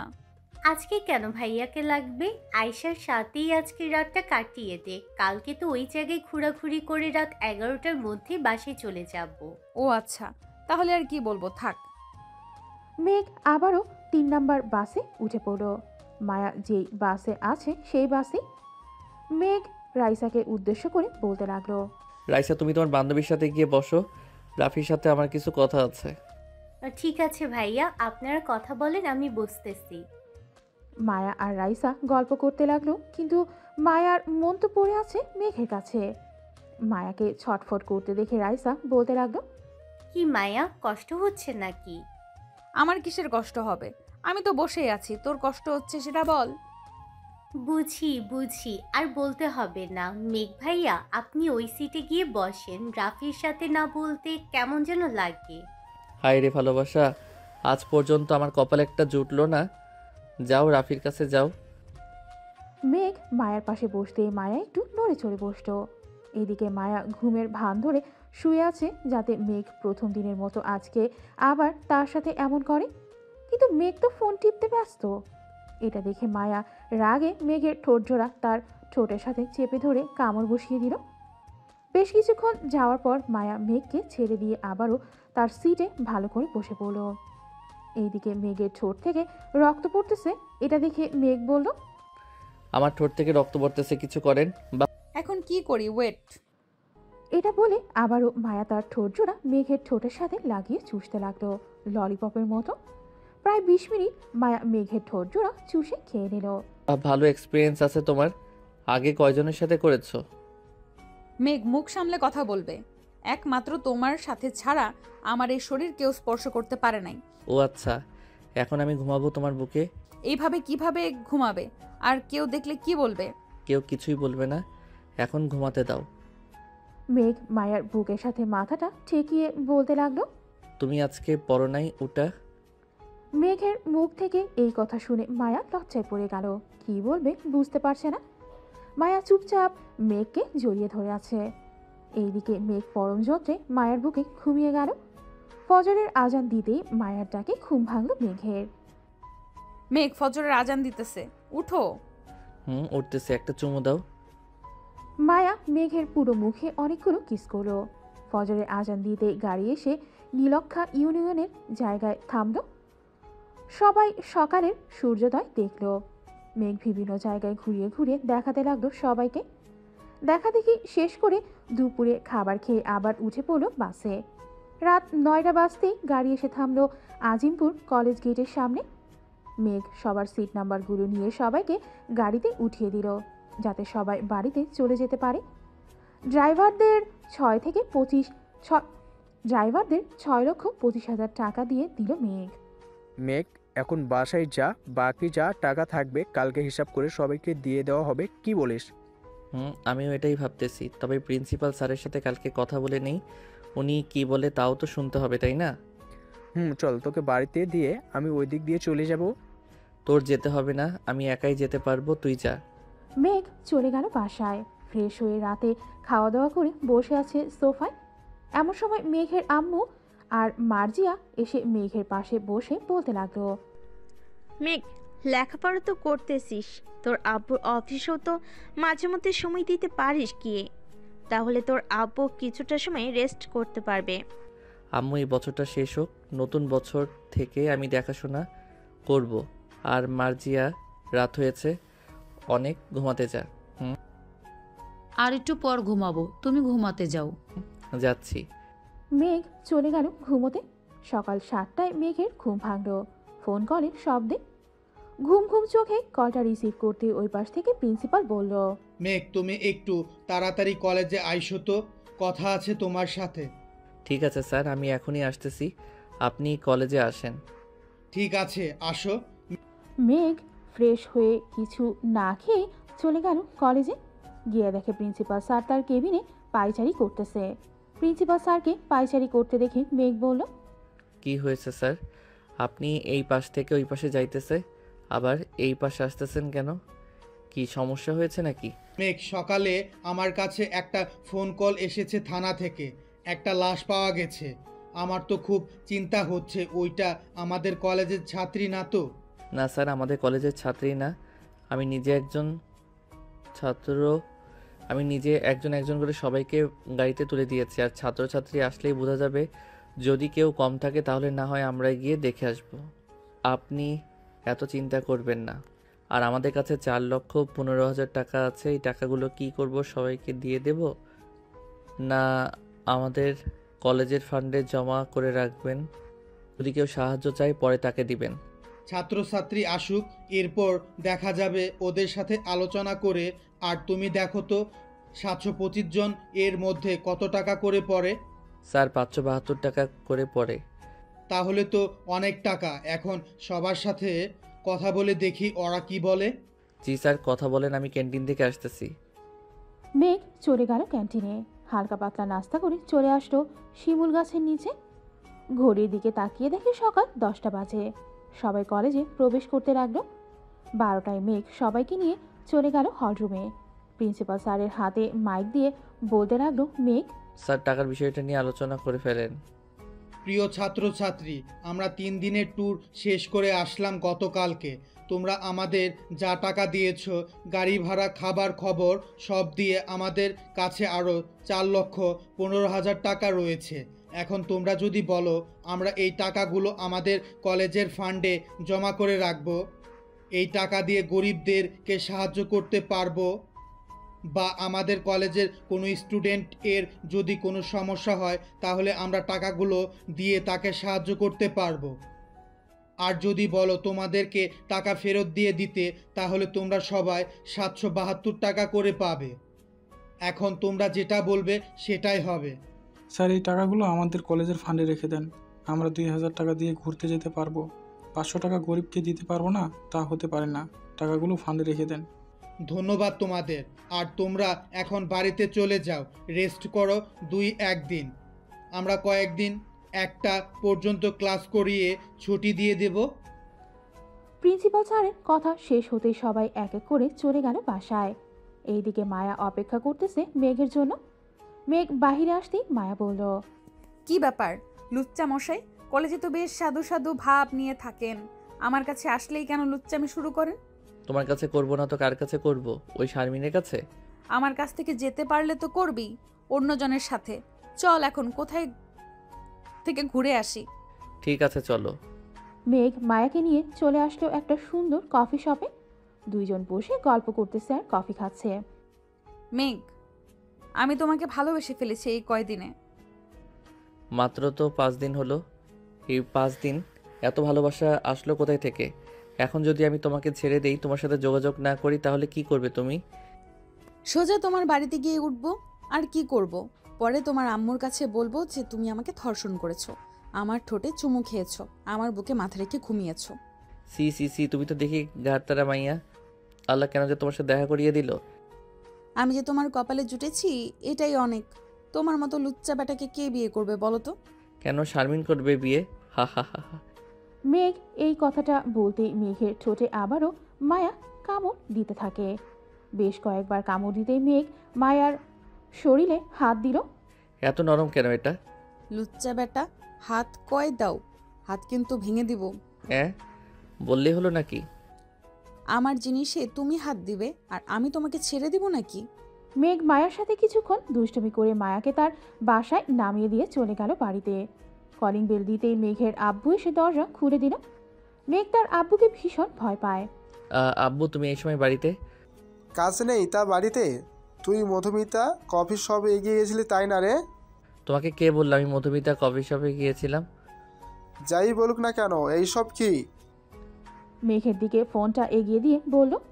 মেঘ যে মায়াকে জড়িয়ে ধরে বসেছিল ওই পিকটা কে যেন তুলে তার বাবার কাছে পাঠিয়েছে। কফি শপে বসে আছিস, এই সব করা হচ্ছে তাই না? ভালো ভালো, আমিও এক সময় এনেছিলাম। মেঘের কাছে হাত রেখে তার বাবা কথাটা বলল। এইদিকে মেঘ তো ভয়ে শেষ হয়ে যাচ্ছিল। তার বাবার মুখে এমন কথা শুনে মুখে কিছুটা দীর্ঘ নিঃশ্বাস ফেলে বলল, আসলে আব্বু মেয়েটাকে আমি। আর বলতে হবে না, বুঝে গেছি আমি। কালকে একবার নিয়ে আসিস তো দেখবো আমরা। পরে না হয় তুই বিজনেসম্যানটাকে কিছু বুঝে নিস, তখন বিয়েটা দিয়ে দেব। ঠিক আছে আব্বু, এখন যাই তাহলে আমি। মেঘ চলে গেল তার রুমে ফ্রেশ হয়ে খাওয়া দাওয়া করে সোফায় বসে টিভি দেখতেছে। এমন সময় মার্জি এসে কানে কানে মেঘকে বলতে লাগলো, ভাইয়া নিচে ভাবি এসেছে, তুমি যার পিক দেখিয়েছিলে সে। এইখানে আসলো কি করে? আমি জানি না, তবে আমার কাছে একটা প্ল্যান আছে। সেটা হচ্ছে আমি তাকে বলবো না আমি তোমার বউ। সে দেখি কি বলে, তুমি ঘরে গিয়ে লুকিয়ে পড়ো। ঠিক আছে তাহলে তুই থাক, আমি যাই এখন। মেঘ তার রুমে গিয়ে লুকিয়ে পড়ল। এদিকে মার্জিয়া দরজা খুলতেই দেখে মায়া দাঁড়িয়ে আছে। মায়াকে না চেনার ভান করে বলতে লাগলো, কে আপনি? কার কাছে এসেছেন? মেঘ বাসায় আছে নাকি? ওর সাথে একটু দরকার ছিল। আমার জামাইয়ের সাথে আপনার কি দরকার? আর আপনাকে তো আগে কখনোই এই ভাষায় দেখি নাই আসতে বা যাইতে। আপনার জামাই মানে বুঝলাম না, কি বলতেছেন আপনি? মেঘ বিবাহিত, আগে তো জানতাম না। আগে জানলে কি করতেন? আর যা বলার আমাকে বলেন, আমি আমার বরকে বলে দিব। কিছু না, এমনি এসেছিলাম। আচ্ছা আমি এখন যাই, মেঘ বাসায় আসলে আমার কথা বইলেন। ঠিক আছে যান তাহলে। মায়া চলে গেল। এইদিকে মার্জিয়া তো বেশ খুশি। দরজাটা লাগিয়ে দিয়ে দৌড়ে চলে আসলো মেঘের রুমে। এসে দেখে তার ভাইয়া ফোনে কার সাথে যেন কথা বলতেছে। মার্জিয়াকে দেখে ফোনটা রেখে দিল মেঘ, আর বলতে লাগলো, কি যে মায়া চলে গেছে নাকি? যেই ডোজ দিয়েছি আমি, দেখবে আজকে সারা রাত কান্না করবে তোমার জন্য। কালকে হয়তো তোমার ওপর দিয়ে ঝড় যাবে, দেখে নিও। মার্জিয়া রে, তুই তো আমাকে বাস খাইয়া দিলি, এখন সে আমাকে ভুল বুঝবে। আমি গেলাম মায়ার কাছে। কোথাও যাইতে হবে না, গড়েই বসে থাকো, আমি গেলাম এখন। মার্জিয়া তার ভাইয়ার রুম থেকে বের হওয়ার সময় দরজাটা লাগিয়ে দিয়ে যায়, যাতে তার ভাইয়া ঘর থেকে বের না হতে পারে। এদিকে মায়া তার বাড়িতে এসে দরজাটা লাগিয়ে দিয়ে কান্না করতে লাগলো। এদিকে মায়ার আম্মু হঠাৎ তার মেয়ের এমন পরিবর্তন দেখে বেশ অবাক হলো। মায়ার রুমের দরজার সামনে এসে দাঁড়িয়ে বলতে লাগলো, কি হয়েছে মায়া? হঠাৎ বাহির থেকে এসে দরজা লাগিয়ে দিলি কেন? দরজা খোল মা, কি হয়েছে আমাকে বল, না বললে সমাধান করব কিভাবে? যাও তো এখান থেকে, আমাকে বিরক্ত করবে না বলে দিলাম। মায়ার কথা শুনে মনিরা বেগম চলে গেল নিচে। এইদিকে মায়া বালিশে মুখ গুজে কান্না করতেছে আর বলতেছে, আমাকে কেন ধোকা দিলে মেঘ? আমি কখনোই তোমার কাছে এমনটা আশা করি নাই। তোমার বউ থাকা সত্ত্বেও কেন তুমি আমার সাথে এমনটা করলে? আমি যে থাকতে পারছি না তোমাকে ছাড়া। মায়া কথাগুলো বলতেছে বালিশে মুখ গুজে। এদিকে মায়ার ফোন ক্রমশ বেজেই যাচ্ছে, কিন্তু মায়া ফোন তুলতেছে না। এটা দেখে মেঘ বেশ ঘাবড়ে যায়। রাইসার নাম্বারটা বের করে ফোন দিল রাইসাকে। কয়েকবার রিং হতেই রাইসা ফোনটা রিসিভ করলো। হ্যালো রাইসা, তুমি তাড়াতাড়ি মায়াদের বাড়িতে যাও। মায়া আমার ফোন তুলতেছে না। কেন ভাইয়া, কি হয়েছে? সারাদিন তো ভালোই ছিল, হঠাৎ মায়া এমন করছে কেন? তুমি যাও মায়াদের বাড়িতে, গেলেই মায়া সব বলবে হয়তো তোমাকে। ঠিক আছে ভাইয়া, আমি যাইতেছি এখনই। রাইসা ফোনটা কেটে দিয়ে রেডি হয়ে চলে গেল মায়াদের বাড়িতে। কলিং বেল দিতে মায়ের আম্মু এসে দরজা খুলে দিল। রাইসাকে দেখে মায়ের আম্মু বলতে লাগলো, রাইসা, একটু দেখো তো মায়া কেন কান্না করতেছে। আমি কিছুক্ষণ ডেকে এসেছি, কিন্তু দরজা খুলতেছে না। আবার কিছু হয়ে যায় নাই তো মায়ার? কিছুই হবে না আন্টি, আমি যাইতেছি এখনই। এই বলে রাইসা চলে আসলো মায়ার রুমের সামনে। দরজায় কয়েকবার ঠকঠক করতেই মায়ার রাগে বিছানা থেকে উঠে দরজা খুলে দেখে রাইসা দাঁড়িয়ে আছে। রাইসাকে দেখে মায়া জড়িয়ে ধরল। এদিকে মায়া কান্না করতে করতে তার চোখ মুখ ফুলে গেছে। আরে পাগলি মেয়ে, কি হয়েছে? কান্না করতেছিস কেন? রাইসা, মেঘ আমার সাথে চিটারি করেছে। ওর ঘরে বউ থাকা সত্ত্বেও আমার সাথে এইসব করেছে। কি হয়েছে আমাকে সবকিছু খুলে বলতো। তুই না বললে আমি বুঝবো কি করে কি হয়েছে। মায়া সবকিছু বলে দিল রাইসাকে। এদিকে রাইসা সবকিছু শুনে তো হাসতে হাসতে শেষ। তোর কথা শুনে আমার তো মনে হচ্ছে মাটিতে কিছুক্ষণ গড়াগড়ি করে কিছুক্ষণ হাসাহাসি করলি। তুই এভাবে হাসছিস কেন? এখন কিন্তু আমার অনেক রাগ হচ্ছে।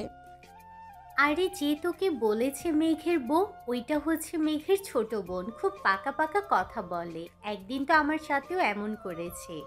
তার মানে ওইটা মেঘের ছোট বোন? ওইটা মেঘের ছোট বোন। ওই দেখ, মেঘ আমাকে সব বলেছে ভয়েস করে। এভাবে কান্না করে নাকি কেউ চোখ মুখ ফুলিয়ে ফেলেছিস। যা ফ্রেশ হয়ে আয়। আসতেছি। তুই একটু বস, তোর সাথে কথা আছে। ওরা ভাই বোন যখন আমার সাথে গেম খেলেছে, আমরা দুইজনও তাদের সাথে গেম খেলবো।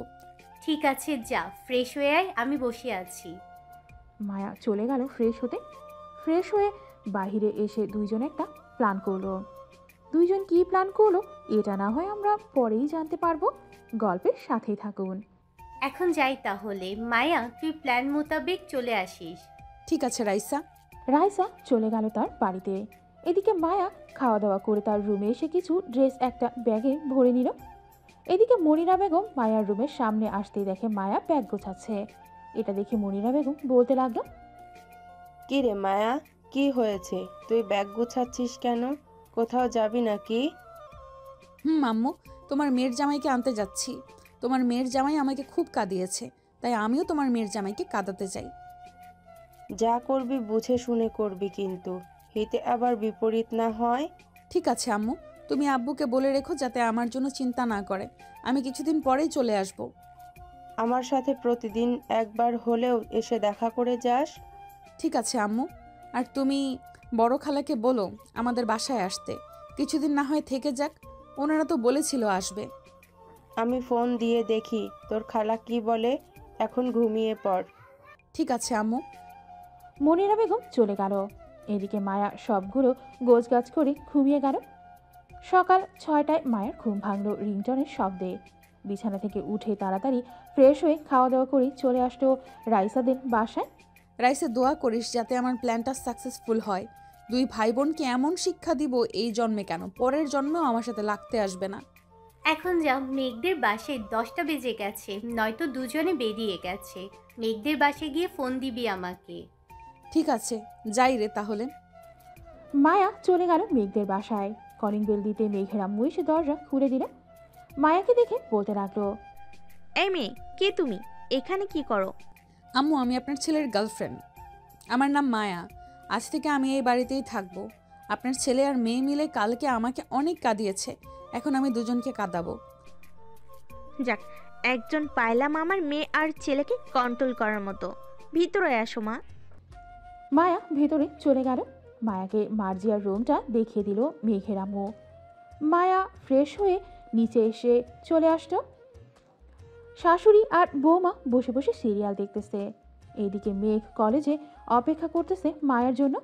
বেলা 11টা বেজে গেছে, কিন্তু মায়া এখনো আসতেছে না দেখে মেঘ রাইসাকে বলতে লাগলো, রাইসা, আজকে মায়া আসলো না যে, বাসায় কোনো সমস্যা হয়েছে নাকি?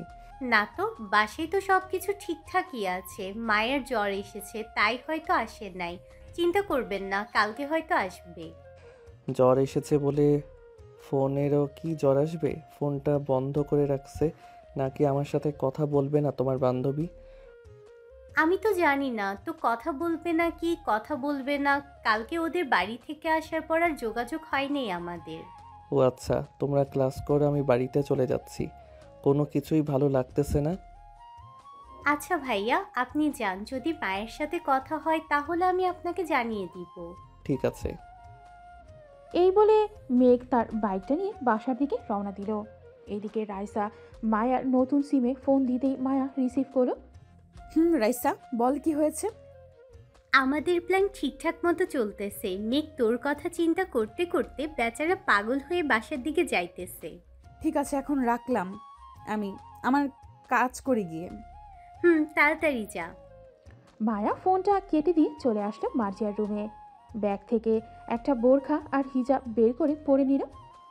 মুখটা হিজাব দিয়ে এমনভাবে বেঁধেছে যাতে তাকে কেউ চিনতে না পারে এবং মুখ দেখা না যায়। সব কিছু পরে চলে আসলো নিচে। হাসনা বেগম মায়ার এমন কাণ্ড দেখে বলতে লাগলো, কি ব্যাপার মায়া, তুমি এই সময় বোরকা পরছো কেন আর মুখও ঢেকে রেখেছো? আপনার ছেলে আসতেছে, আর আমি যে এই বাড়িতে এসেছি কাউকে বলবেন না। দুইজনকে এমন টাইট দিব যাতে আর কোনো দিন কারোর সাথে বেয়াদপি না করে। ওই দেখো, মেঘের নাম নিতে না নিতেই কলিং বেল বেজে উঠেছে। যাও গিয়ে দরজা খুলে দেখো মেঘ এসেছে কিনা, নাকি অন্য কেউ। আম্মু, যাচ্ছি। মায়া দরজা খুলতে মেঘকে দেখতে পেল, কিন্তু মেঘের খেয়াল নেই কোনো দিকে। সোজা সিঁড়ি বেয়ে চলে গেল তার নিজের রুমে। মায়া বুঝতে পেরেছে যে তাকে না দেখতে পেয়ে মেঘের এমন অবস্থা হয়েছে, তাই মায়াও দরজা লাগিয়ে দিয়ে মেঘের পিছু পিছু চলে আসলো তার রুমে। মেঘ বিছানায় শুয়ে ফোনের গ্যালারিতে থাকা মায়ার একটা ছবি বের করে দেখতে লাগলো। এদিকে মায়া মেঘের হাত থেকে ফোনটা সপাট করে নিয়ে নিল আর বলতে লাগলো, আজ থেকে এই বাড়িতে কেউ ফোন চালাতে পারবে না, তাই আপনিও ফোন চালাতে পারবেন না। এই মেয়ে, তুমি কে? আর আমার রুমে অনুমতি ছাড়া ঢুকেছো, আবার আমার ফোনও নিয়ে নিছো। তোমাকে তো আগে কখনোই এই বাসায় দেখি নাই। দেখবেন কোথায় থেকে? আমি তো আজকে এই বাড়িতে এসেছি। এই বাড়ি পুরোটাই এখন আমার, তাই আমি যা বলবো তাই তাই করতে হবে আপনাকে। এই মেয়ে, কি আবল তাবল বলতেছো? আমাদের বাড়িতে এসে আবার তুমি দাবি করতেছো এটা তোমার বাড়ি। আম্মু দেখে যাও তো একটু। হাসনা বেগম তাড়াতাড়ি করে চলে আসলো মেঘের রুমে। এসে দেখে মেঘের ফোন মায়ার হাতে। এটা দেখে মেঘকে বলতে লাগলো, কি হয়েছে? এইভাবে সারের মতো চেঁচামেচি করতেছিস কেন? এই মেয়েটাকে আর আমার রুমে ঢোকার সাহস পেল কোথায় থেকে? এই মেয়ে হচ্ছে আজ থেকে এই বাড়ির মালিক। তোর আব্বুর ব্যবসায় লজ খেয়েছে, তাই এই বাড়িটা বিক্রি করে দিয়েছে এই মেয়ের কাছে। এখন এই মেয়ে যা বলবে আমাদের তাই শুনতে হবে। কি বলতেছো আম্মু এসব? উনি ঠিকই বলতেছে, এখন থেকে আমি যা যা বলবো তাই তাই করতে হবে। আন্টি আপনি নিচে যান, আমি ওনাকে দেখতেছি। ঠিক আছে, আমি যাচ্ছি। আর মেয়েটার সাথে বেয়াদবি করিস না। বেয়াদবি করলি কিন্তু মেয়েটা পরে আমাদেরকে এই বাড়ি থেকে বের করে দিবে। এই বলে হাসনা বেগম চলে গেল নিচে। এদিকে মায়া মেঘের রুমে থেকে একটা লাঠি নিয়ে মেঘকে উদ্দেশ্য করে বলতে লাগলো, এই ছেলে তোর প্যান্ট খোল। ছি ছি, আপনি তো অনেক বাজে মেয়ে। আপনি এই বাড়িটা কিনেছেন বলে আমাকে যা খুশি বলবেন আমি তাই করব, এটা কিন্তু না। আমার অধিকার আছে তাই আমি বলতেছি, এখন যদি না খুলিস তাহলে কিন্তু এটা দিয়ে তোকে মারবো। মেঘ আর কোনো উপায় না পেয়ে দরজাটা বন্ধ করে তার খুলে ফেললো। মায়া তো হাঁ করে তাকিয়ে আছে মেঘের দিকে। বাহ, বেশ লজ্জা পাচ্ছ দেখছি। শার্ট খোল। শার্ট খুলতে হবে কেন আবার? যা বলছি তাই কর তাড়াতাড়ি। মেঘ শার্টটা খুলে খাটের ওপর রেখে দিল। এদিকে মায়া এক পা করে সামনে এগোতে এগোতে চলে আসলো মেঘের সামনে। মেঘকে জড়িয়ে ধরতে মায়া কিছুটা উত্তেজিত হয়ে বলল। এদিকে মেঘ কী করবে বুঝে উঠতে পারছে না। বেশ কিছুক্ষণ জড়িয়ে ধরার পর মায়া ছেড়ে দিয়ে বলতে লাগলো, এই এখন শার্টটা পরে ফেল। আপনি তো আমার সব দেখে ফেলেছেন, আবার আমাকে জড়িয়েও ধরেছেন। কি বললি তুই কুত্তা? সরি, আর বলবো না, আমার ভুল হয়েছে। মেঘ এক দৌড়ে চলে গেল ওয়াশরুমে। এদিকে মায়া আর দাঁড়িয়ে না থেকে মেঘের ফোনটা নিয়ে চলে আসলো নিচে। মেঘকে দেখে হাসনা বেগম বলতে লাগলেন, যাক, তুমি পারবে আমার ছেলে আর মেয়েকে সাহায্য করতে। কি রান্না করব বলো? আপনার রান্না করতে হবে না, আজ থেকে আমি রান্না করব। আপনি কি খাবেন এটা বলেন। তুমি যেটা বানাতে পারো ওইটাই রান্না করো গিয়ে, দেখি আমার বৌমার হাতের রান্নাটা কত ভালো। ঠিক আছে, তবে শ্বশুর মশাইকে দেখছি না, উনি কোথায় গেছে?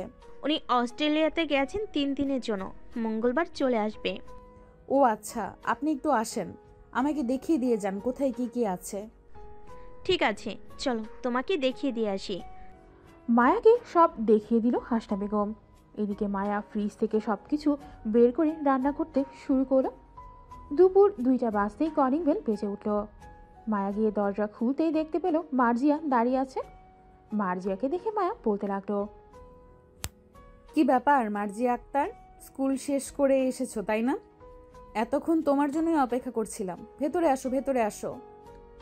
আপনাকে তো চিনলাম না, আপনি কে? ধরে নিতে পারো আজ থেকে আমি এই বাড়ির মহারানী। এখন থেকে তোমরা আমার প্রজা। আম্মু আম্মু, এই মেয়েটা কে? আমাকে এইসব বলতেছে কেন? আজ থেকে উনি এই বাড়ির মালিক। উনি যা যা বলবে আমাদের তাই তাই করতে হবে। মানে কি বলতেছো? আম্মু, এটা তো আমাদের বাড়ি, উনি বলতেছে কেন এটা ওনাদের বাড়ি? উনি এই বাড়িটা কিনে ফেলেছে, তাই এটা ওনার বাড়ি, আমাদেরকে থাকতে দিয়েছে। ভাইয়া ভাইয়া, আম্মু এসব কি বলতেছে? উনি নাকি আমাদের থেকে এই বাড়ি কিনে নিয়েছে? আব্বু ব্যবসায়ী লস খেয়ে এই বাড়িটা বিক্রি করে দিয়েছে, তাই আর কি আমাদের ওনার কথা মানতে হবে। মার্জিয়া আর কিছু না বলে চলে গেল তার রুমে। এদিকে মায়াও মার্জিয়ার পিছু পিছু চলে আসলো রুমে। মায়াকে দেখে মার্জিয়া বলতে লাগলো, আপনি আবার এই রুমে এসেছেন কেন? এটা আমার রুম। আজ থেকে এটা আমার রুম, তুমি পাশের রুমে চলে যাও। আমি এই রুম থেকে যাব না, থাকতে হলে দুজন থাকবো, আর আমাকে থাকতে না দিলে এই রুমে কেউ থাকতে পারবে না। ঠিক আছে, তাহলে দুইজন এই রুমেই থাকবো। আপনার নাম কি, আর আপনাকে কি বলে ডাকবো আমি? আমার নাম সুমাইয়া, আজ থেকে আমাকে ভাবি বলে ডাকবে তুমি। আমার ভাইয়া কি আপনাকে বিয়ে করেছে যে আমি আপনাকে ভাবি বলে ডাকবো? বিয়ে করতে কতক্ষণ? আমি চাইলে আজকেই বিয়ে করতে পারবো। সো আমার সাথে বেশি কথা বলবে না, যাও ফ্রেশ হয়ে আসো, খাবার খাবে। আপনি তো মেয়ে, তাহলে মুখ ডেকে রেখেছেন কেন? হিজাবটা খুলে ফেলেন, আমি আপনাকে দেখব। আমাকে দেখতে হবে না, যখন সময় হবে তখন ঠিক দেখতে পারবে। এখন যা বলতেছি তাই করো, তাড়াতাড়ি খাবার খেতে আসো তোমার ভাইকে নিয়ে। মায়া চলে গেল নিচে। বেশ কিছুক্ষণ পর মার্জি আর মেঘ চলে আসলো খাবার টেবিলে। মেঘ খাবার খাচ্ছে আর মায়ের দিকে তাকাচ্ছে। এদিকে মায়া হিজাবের ভেতরে মিট মিট করে হাসতেছে আর মনে মনে বলতেছে, চান্দু, আমার সাথে পাঙ্গা নিতে এসেছো। আমি কি জিনিস তুমি এখনো বুঝতে পারো নাই। যখন ধরবো তখন ঠিক জায়গায় ধরবো, এই দিকে সেই দিকে ধরবো না। সবাই খাওয়া দাওয়া করে চলে যেতেই মায়াও খাবার খেয়ে নিল। দেখতে দেখতে রাত হয়ে গেল। মার্জিয়া তার রুমে চিৎপটাং হয়ে শুয়ে আছে। আর এইদিকে মায়ার রুমে ঢুকতে ঢুকতে বলল, এই মেয়ে, সোজাসুজি হয়ে শুয়ে পড়ো। আর একটা কথা বলে রাখি, মাঝরাতে কিন্তু আমাকে জিনে ভর করে, তখন লাথি মেরে নিচে ফেলে দিলে আমাকে কিচ্ছু বলতে পারবে না। মানে ভাবি আপনাকে জিনে বর করে আগে বলবেন না? আমি এক্ষুনি চলে যাইতেছি পাশের রুমে। কোথাও যেতে হবে না, আমি তোমার ভাইয়ার রুমে যাইতেছি, তুমি ঘুমাও। ভাইয়ার রুমে গিয়ে কি করবেন? কি করব, তোমার ভাইকে এই বলে মায়া চলে আসলো মেঘের রুমে। এসে দেখে মেঘ লাইট নিভিয়ে ঘুমিয়ে আছে। মায়া ফোনের ফ্ল্যাশ লাইট জ্বালিয়ে ঘরের কাটআউটটা খুলে রেখে দিল, যাতে মেঘ অন্ধকারেও তার মুখ না দেখতে পারে আর লাইটও না জ্বালাতে পারে। এইদিকে মায়া তার হিজাব আর বোরখাটা খুলে টেবিলের ওপর রেখে দিয়ে আস্তে আস্তে মেঘের ওপর শুয়ে পড়ল। মেঘের ঠোঁটে চুমু খেতে লাগলো বারবার। এদিকে মেঘ তার ঠোঁটে কারো পরশ পেয়ে ঘুমটা ভেঙে গেল। হাতের নাগালে সুইচটা টিপ দিতে দেখতে পেল লাইট জ্বলতেছে না। এটা দেখে মেঘ কিছুটা ভয় পেয়ে বলতে লাগলো, কে কে কে আপনি? আমার উপর থেকে নামেন বলতেছি। এই চুপ, বেশি কথা বললে এখন কিন্তু ছুরিটা তোর গলায় চালিয়ে দিব। শুয়ে আছিস, শুয়ে থাক। মায়া আস্তে আস্তে মেঘের শার্ট প্যান্ট খুলে ফেলল। এইদিকে মেঘও কম যায় কিসের, আস্তে আস্তে মায়ার ঠোঁটে কিস করতে করতে মায়ার শরীরের বিভিন্ন স্থানে কিস করে মায়াকে আরো উত্তেজিত করে ফেলল। মিস সুমাইয়া ওরফে মায়া, তুমি ভাবছো আমি তোমাকে চিনব না? আমি তোমার চোখ আর কথা শুনে বুঝে ফেলেছি তুমি আমার মায়া। এখন আদর করব না? এই বলে মেঘ যেই উঠে যেতে যাবে, এমন সময় মায়া টান মেরে মেঘকে তার উপরে ফেলে দিল আর বলতে লাগলো, আমাকে যখন উত্তেজিত করেছো তখন আদর না করলে তো আমি ছাড়ছি না তোমাকে। এখন বেশি কথা না বলে আদর করা শুরু করো তো। মেঘ আর থাকতে না পেরে আদর করা শুরু করলো মায়াকে। ও মা গো, মরে গেলাম গো, এই কুত্তা তাড়াতাড়ি বের কর। তুমি তো বলেছো আদর খাবে, তাই তো। মায়া কিছুক্ষণ চুপ করে থাকার পর মেঘ আবারও শুরু করলো আদর। কয়েক ঘন্টা আদর করার পর মেঘ মায়ার বুকের উপর শুয়ে পড়ল। দুজনে ক্লান্ত হয়ে শুয়ে আছে। এদিকে মায়া মেঘের চুলে বিড়ি কেটে দিচ্ছে আর বলতেছে, মেঘ, এখন তো তুমি আমার সাথে শারীরিক সম্পর্ক করেছো, এখন যদি বেবি হয়ে যায় আমাকে যদি তুমি আর বিয়ে না করো? দূর পাগলি মেয়ে, এখন আদর করেছি এখনই বেবি হবে নাকি? বেবি হতে হতে 1 বছর সময় লাগবে। আর আমি তোমাকে সামনের মাসেই বিয়ে করব। কাল থেকে অফিসে জয়েন করে সব কিছু বুঝে নিব, এরপর না হয় বিয়ে। আর তোমার বোনকে আমি এমন শিক্ষা দিব, এখন দেখবে তোমার বোন আমার পিছু লাগবে না আর কখনোই। থাক মার্জিয়া, ছোট মানুষ, সে একটা ভুল করে ফেলেছে, মাফ করে দাও তাকে। ঠিক আছে, এখন তাহলে ঘুমাও। দুইজন কাপড় পরে একে অপরকে জড়িয়ে ধরে ঘুমিয়ে গেল। সকাল 7টা দুইজনের ঘুম ভাঙল মার্জিয়ার ডাকে। ভাইয়া ভাইয়া উঠো, কলেজে যাবে না? তোমার ভাইয়া কলেজে যাবে না, অফিসে যাবে আজকে। কথাটা বলতে বলতেই মায়া দরজাটা খুলল। মায়াকে দেখে তো মার্জিয়া ভূত দেখার উপক্রম। মায়া ভাবি, আপনি এইখানে? কেন, এইখানে কি অন্য কারোর থাকার কথা ছিল? না, তা থাকবে কেন, কিন্তু আপনি এত সকালে এইখানে আসলেন কি করে? আমি কালকে এসেছি, বোরকা পরা মেয়েটাই আমি। যাও এখন রেডি হয়ে আসো, তোমার ভাইয়া একটু ঘুমাক। তার মানে আপনি আর ভাইয়া something something? Yes, something something. যাও ফ্রেশ হয়ে রেডি হয়ে নিচে আসো, আমি গোসল করে খাবার রেডি করতেছি তোমার জন্য। আজকে যাব না, আজকে সারাদিন তোমার সাথে গল্প করব ভাবি। আমি ফ্রেশ হয়ে আসতেছি এক্ষুনি। ঠিক আছে, আসো, আমিও ফ্রেশ হয়ে রান্না করি গিয়ে। মেঘ আবার খাবার খেয়ে অফিসে যাবে। মার্জিয়া চলে গেল তার রুমে। এইদিকে মায়াও ফ্রেশ হয়ে চলে আসলো নিচে। এসে দেখে তার শাশুড়ি মা রান্না করতেছে। মায়া রান্নাঘরে গিয়ে বলতে লাগলো, আম্মু, আপনি রান্না করতে গেলেন কেন? আমি নিজেই তো রান্না করতে পারতাম। তা তো পারতে, তুমি উঠছো না দেখে আমি নিজেই রান্না বসিয়ে দিয়েছি। তা তুমি কলেজে যাবে না আজকে? না, আজকে আমি, মার্জি আর মেঘ আপনাদের অফিসে যাব, ঘুরে ঘুরে দেখে আসবো সব কিছু। ঠিক আছে, তাহলে রেডি হয়ে আসো, আমারও রান্না করা শেষ। আমি না হয় খাবারগুলো টেবিলে রেখে দিতেছি। আমার কাছে দেন, আমি রেখে আসতেছি। মায়া সব খাবারগুলো টেবিলে রেখে রুমে চলে গেল। গিয়ে দেখে মেঘ এখনো ঘুমাচ্ছে। এটা দেখে মায়া আস্তে আস্তে মেঘের পাশে বসে তার ঠোঁট জোড়া মেঘের ঠোঁটের সাথে লাগিয়ে দিয়ে দিল। এদিকে মায়ার ঠোঁটের স্পর্শ পেয়ে মেঘ মায়ার ঠোঁটে একটু জোরে কামড় বসিয়ে দিতে মায়া মেঘের ঠোঁট জোড়া ছেড়ে দিয়ে মেঘের বুকে কিল ঘুষি মারতে লাগলো। এই কুত্তা, আমি বুঝি ব্যথা পাই না? তুই প্রত্যেকবার এমন করিস। রাতেও কত জায়গায় কামড় দিয়েছিস। তোমার ঠোঁট জোড়া যখন আমার দখলে থাকে তখন কি করতে মন চায় জানি না। তোমার ঠোঁট অনেক মিষ্টি লাগে আমার কাছে। তাই বলে কামড় দিবি কুত্তা? যা, তোর সাথে আর কথাই বলবো না। মেঘ মায়ার 2 রানের ওপর মাথা রেখে বলতে লাগলো, আমার পাগলিটা বুঝি রাগ করেছে। সরি, আমি বুঝতে পারি নাই। রেডি হয়ে নাও, তোমাকে নিয়ে আমাদের অফিসে যাব। মার্জিয়া ও যাবে আমাদের সাথে। ঠিক আছে, তুমি রেডি হও, আমি ফ্রেশ হয়ে আসিতেছি। মেঘ চলে গেল ওয়াশরুমে। ফ্রেশ হয়ে রেডি হয়ে সবাই চলে আসলো নিচে, খাওয়া দাওয়া করতেছে। এমন সময় কলিং বেল বেজে উঠল। আম্মু, আপনারা খাবার খান, আমি দেখে আসতেছি কে এসেছে। মায়া দরজা খুলতেই দেখতে পেল একটা ভদ্রলোক দাঁড়িয়ে আছে, হাতে একটা বড় ব্রিফকেস। কে আপনি? মানে কি বলতেছো? আমার বাড়িতে এসে আমাকে বলতেছে কে আপনি? তার আগে বলো তুমি কে, এইখানে কি করো? আমি এই বাড়ির বউ। ভাবি, এটা আমার আব্বু। মার্জিয়ার মুখে এটা শুনে মায়া জিভে কামড় বসিয়ে দিয়ে বলতে লাগলো, সরি শ্বশুর আব্বা, আমি বুঝতে পারি নাই। মেঘ, তুই যে বিয়ে করেছিস আমাকে একবার বলার প্রয়োজন মনে করলি না? আমি 2 দিন বাড়িতে নেই আর এইখানে তারা আনন্দ করতেছিস। আব্বু, আমরা এখনো বিয়ে করি নাই। আপনি এসেছেন এখন 2 পরিবার কথা বলে আমাদের বিয়ে না হয় ঠিক করবেন। তার আগে মেঘ আপনার ব্যবসা বাণিজ্য একটু সামলে নেক। মেঘ, আজকে একটু অফিসে থেকে ঘুরে আসিস তো, ম্যানেজার তোকে সব কিছু বুঝিয়ে দেবে। আমি কয়েকদিন রেস্ট করি, শরীরটা ভালো যাচ্ছে না রে দিন দিন। ঠিক আছে আব্বু। মেঘ খাওয়া দাওয়া করে মার্জিয়া আর মায়াকে নিয়ে চলে গেল অফিসে। 3 জন ঘোরাঘুরি করে অফিসটা দেখে নিল। মেঘ তার বাবার কেবিনে বসে আছে। এমন সময় ম্যানেজার আসলো। স্যার, আসতে পারি? আসুন। আজ থেকে আপনার আন্ডারে যতগুলো অফিস আছে সবগুলো আমি দেখাশোনা করব। কোথায় কি হচ্ছে, কি লাগবে কি না লাগবে, A to Z আমাকে বলবেন।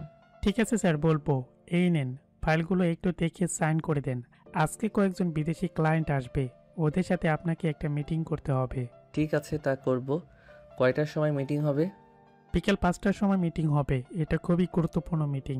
ধরে নিতে পারেন ওদের সাথে ডিল হলে আমাদের অফিসের ডাকনাম হবে।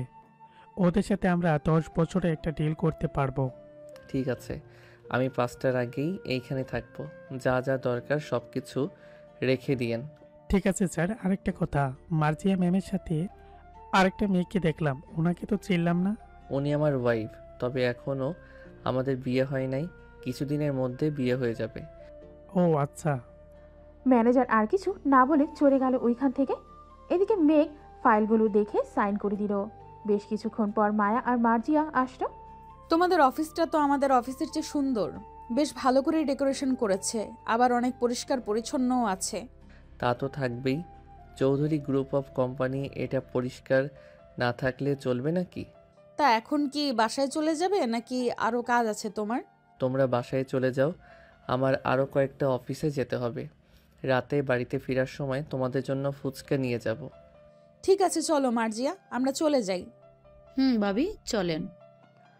মায়া আর মার্জিয়া চলে গেল বাসায়। এদিকে মেঘ আরও কয়েকটা অফিস ঘোরাঘুরি করে চলে আসলো আরেক অফিসে, যেখানে মিটিং হবে। ঘড়ির দিকে তাকিয়ে দেখে বিকাল 4:45 বাজে। মেঘ মিটিং রুমে বসে বসে ফোন টিপতেছে। এমন সময় ভিতরে প্রবেশ করলো কয়েকজন লোক। মেঘ তাদের দেখেই তো অবাক। আঙ্কেল, রাফসান, তোরা এখানে? আমারও তো সেম প্রশ্ন, তুই এখানে কি করিস? এটা আমাদের অফিস, আমি থাকবো না তো কে থাকবে? ও আচ্ছা, তাহলে তো ভালোই হলো। আব্বু আর কথা বলতে হবে না, কিছু দেখতেও হবে না। তুমি এই প্রজেক্টে সাইন করে দাও। ঠিক আছে, আমি সাইন করে দিতেছি। তবে মিস্টার চৌধুরীর সাথে দেখা করার দরকার ছিল। আমার মেয়েকে ওনার ছেলের বউ করার প্রস্তাব দিতাম। আঙ্কেল, আমার বউ আছে, আপনি প্রস্তাব দিলে কিছুই হবে না। ও আচ্ছা, তাহলে আর প্রস্তাব দিয়ে কি করব? তোমার আব্বুর সাথে দেখা করাবে না আমাকে? চলেন। ম্যানেজার আঙ্কেল, উনি প্রজেক্টে সাইন করে দিয়েছে। সবার আগে ওনার প্রজেক্টের কাজ শুরু করেন। জি স্যার, ওনার প্রজেক্টের জন্য আমি সকল মেশিন খালি রেখেছি, এখনই স্টার্ট করে দিতেছি ওনার প্রজেক্টের কাজ। তাই করেন। মেঘ রাফসান আর তার আব্বুকে নিয়ে চলে আসলো বাসায়। কলিং বেল দিতেই মার্জি এসে দরজা খুলে দিল। এদিকে হাসিব চৌধুরী বসে আছে সোফায়। রাফসান এবং তার আব্বুকে দেখে চমকে গেল আর বলতে লাগলো, কি রে সজীব, তুই এইখানে, তাও আবার এত বছর পর? হুঁরে বন্ধু, আমি একটা প্রজেক্টের কাজ দেখতে এসেছিলাম। পরে দেখি তোর কোম্পানিতে আমার প্রজেক্ট এর কাজ হবে, তাই বেশি কিছু না ভেবে সাইন করে দিয়ে তোকে দেখতে আসলাম। তা ভাবি কোথায়? ভালো, আসেন আপনারা। আলহামদুলিল্লাহ ভালো আছি। ভাবি আপনি কেমন আছেন? আমিও আলহামদুলিল্লাহ ভালো আছি। মায়া, অন্যদের জন্য চা বানিয়ে আনো। জি আম্মু, আনতেছি। তা তোর মেয়ে তো দেখি বেশ বড় হয়ে গেছে, বিয়ে শাদী কি দিবি না কি? দিব তো, হাত পায়ে তো লম্বা হয়ে গেছে, কিন্তু বয়স তো এখনো কম, আর পড়াশোনা করতেছে। আর কয়েকদিন বছর যাক, এরপর না হয় বিয়ে দিব। কিছু মনে না করলে তোর মেয়েকে আমার ছেলের সাথে বিয়ে দিবি? আমিও মার্জিয়ার মতো একটা মেয়ে খুঁজছিলাম। আঙ্কেল, আমার বোনের যদি আগে পছন্দ থেকে থাকে তাহলে আমরা তার সাথেই বিয়ে দিব, আর যদি না থাকে, আমাদের কথায় রাজি হয়, তাহলে আমরা দিতে পারবো। তা তো অবশ্যই। মার্জিয়া, কাউকে পছন্দ করিস নাকি? পছন্দ করে থাকলে বল। না ভাইয়া, আমার কাউকে পছন্দ নেই। আপনারা যার সাথে বিয়ে দিবেন আমি সেইখানেই খুশি থাকবো। ঠিক আছে, রুমে যা তুই। মায়া সবাইকে চা বানিয়ে দিল। এদিকে সবাই কথা বলতেছে। রাতে খাওয়া দাওয়া শেষ করে রাফসানকে একটা রুম দেখিয়ে দিল। মায়া, তোমার আব্বু আম্মুকে খবর দাও, বলো কালকে আসার জন্য। আমি আম্মু আব্বুকে বলেছি, ওনারা কালকে আসবে বলেছে। তাহলে তো ভালোই হলো, আমাদের বিয়ের ডেটটা ঠিক করে ফেলবে। এই আজকে প্লিজ কিছু করো না, আমার শরীরটা অনেক খারাপ। ঠিক আছে। আচ্ছা, আমাদের কয়টা বেবি হবে?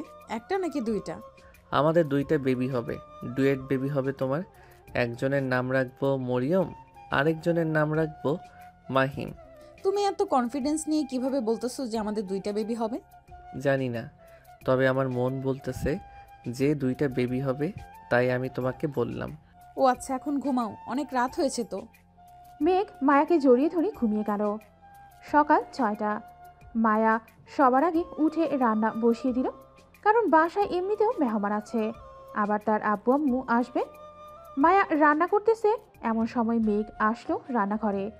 কি রান্না করতেছো তুমি? গরুর গোস্ত, মুরগি, পোলাও আরও ইত্যাদি ইত্যাদি রান্না করতেছি। ও আচ্ছা, একটা চুমু দিবা? খচ্চর বেটা, রান্না করতেছি, এখন রান্না শেষ করে দিব। না, আমার এখনই লাগবে, এখনই। মেঘ যাইতে বলেছি তোমাকে, না হলে কিন্তু আমি গরম খুন্তি তোমার হাতে লাগিয়ে দিব। Just 2 minute.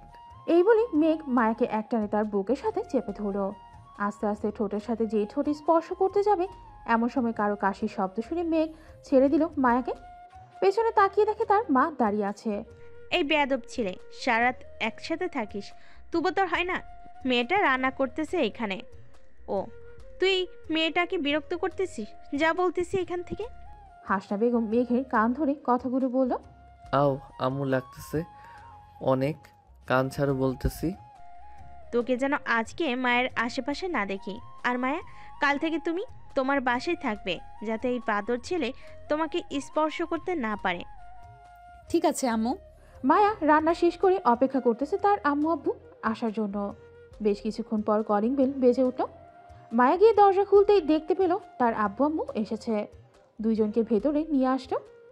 খাবার টেবিলে বসে খাবার খাচ্ছে সবাই। এমন সময় হাসিব চৌধুরী বলতে লাগলো, বেআই সাহেব, মেঘ আর আমার মার বিয়ের দিন তারিখ ঠিক করে ফেলেন। আমি কি বলবো, আমার মেয়ে তো এখন আপনার বাড়ির বউ। আপনি বলেন ওদের কবে বিয়ে দিবেন? মায়া যেহেতু এই বাড়িতেই থাকে, তাহলে আপনি বলে দেন বিয়ের দিন তারিখ। সামনের সপ্তাহে ওদের বিয়ে হবে, কি বলেন আপনি? ঠিক আছে, সামনের সপ্তাহেই হবে বিয়ে। সবাই খাওয়া দাওয়া করে গল্প করতে লাগলো। এদিকে মেঘ আর মায়া বসে আছে রুমে। মায়া মেঘকে উদ্দেশ্য করে বলতে লাগলো, এই তোমার কি লজ্জা শরম নেই? আম্মুর সামনে তুমি কি করছিলে ওইসব? এখন আম্মু কি ভাববে বলো তো? আম্মু কিছুই ভাববে না, সামনের সপ্তাহে তো আমাদের বিয়ে। আমি একেবারে তোমাকে আমার কাছে পাবো, এই কয়েকদিন আদর করব না? এটা তোমার ইচ্ছা, আদর করবে কি করবে না। আজকে মেয়ে বাড়িতে চলে যাব। কিছু করতে চাইলে এক্ষুনি করতে পারো। মেঘ মায়াকে জড়িয়ে ধরে কিস করতে লাগলো। বিকেল 5টায় মায়াকে নিয়ে তার আব্বু আম্মু চলে গেল বাড়িতে। পরের দিন থেকে দুই বাড়িতেই বিয়ের আয়োজন করা শুরু হলো। বাড়িটা বেশ সুন্দর করে সাজিয়েছে কেয়ারটেকাররা। সাজানো শেষ করে মায়াদের বাড়িও সাজিয়ে দিল। বড় বড় বিজনেসম্যানদের বিয়েতে ইনভাইট করেছে, তারা তো আসবেই।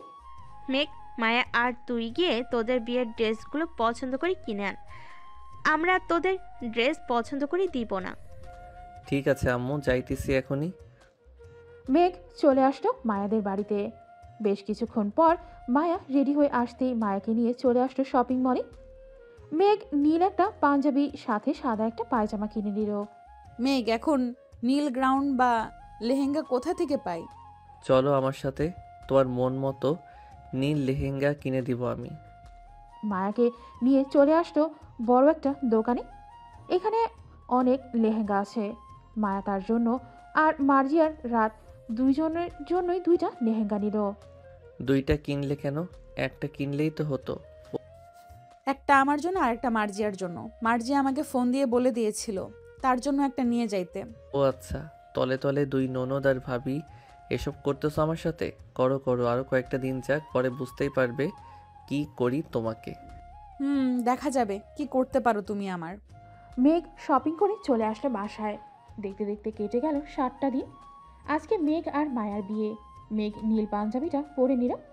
এদিকে রাফি মেঘকে দেখে তো পুরাই থ। মামা, তোমাকে দেখে আমি তো ক্রাশ খাইছি। মায়া ভাবি তো পুরো দেখে অজ্ঞান হয়ে যাবে। দোষ শালা, মায়ের পছন্দেই এই ড্রেস কিনেছি। এখন কি এখানে দাঁড়িয়ে থাকবি নাকি আমার সাথে যাবি বিয়েতে? চল তাড়াতাড়ি যাই।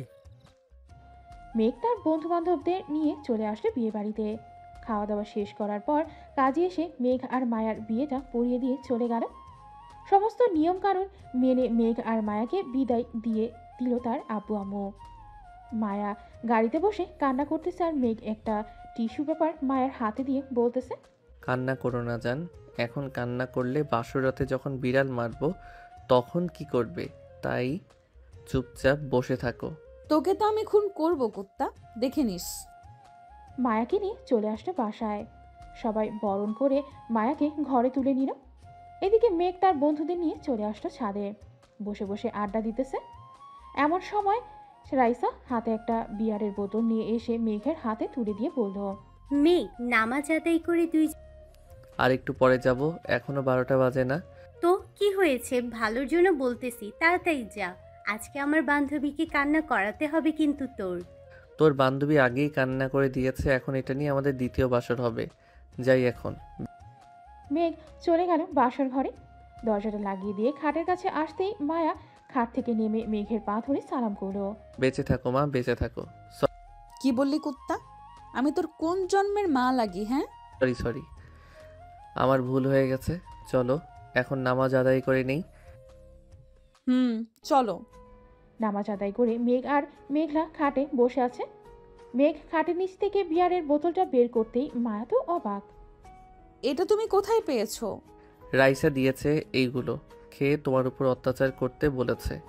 ও আচ্ছা, তো বসে আছো কেন? খাওয়া শুরু করো। মেঘ আর মায়া দুজনে বিয়ারের বোতল মুখে পুরে নিল। মেঘ মায়ার ঠোঁটের দিকে ক্রমশ এগিয়ে যাচ্ছে। এদিকে মায়াও এগিয়ে আসতেছে। এই যে পাঠক পাঠিকারা, তোমরা আর কি দেখতেছো? এখন আমাকে 2টা বেবি আনার তো সুযোগ দিবে। এখন না হয় আমাকে আর মেঘলাকে একা ছেড়ে দাও। আজকের গল্পটা এই পর্যন্ত। আবারও দেখা হচ্ছে নতুন কোনো গল্পে। ততক্ষণ সবাই ভালো থাকবেন, সুস্থ থাকবেন। ধন্যবাদ।